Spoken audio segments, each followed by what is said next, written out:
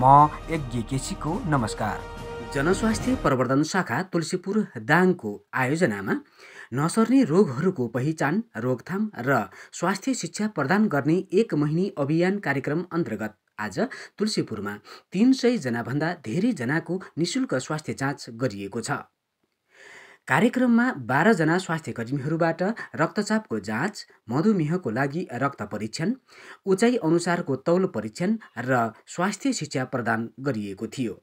नगर प्रमुख टीकाराम खड्काज्यूको प्रमुख आतिथ्यतासँगै निमित्त प्रमुख प्रशासकीय अधिकृत ललित बहादुर घरती, लेखा प्रमुख खिम बहादुर ओली, जनस्वास्थ्य शाखा प्रमुख ओम प्रकाश न्युपानी ज्यू लगायतको विशेष उपस्थिति र परीक्षणबाट कार्यक्रम शुभारम्भ गरिएको थियो।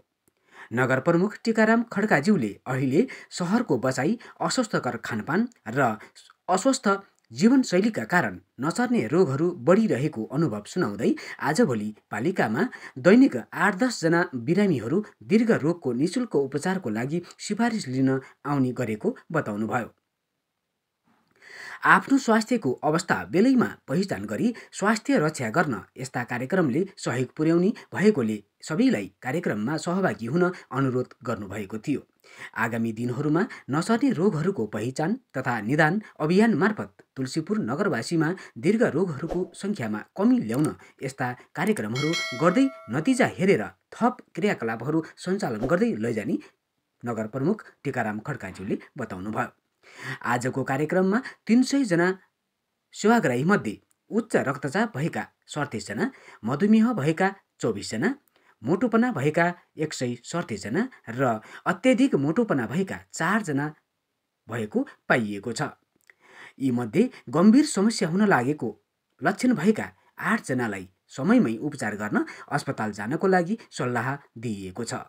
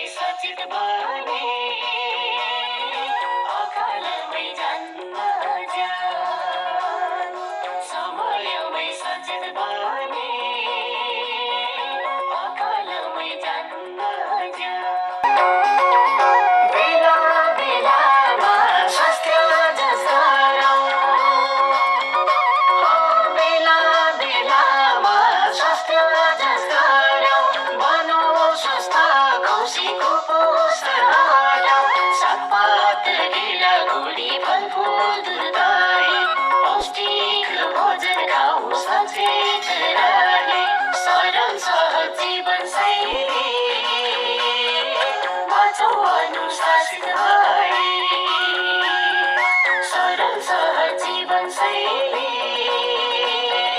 बाँचो अनुशासित भई।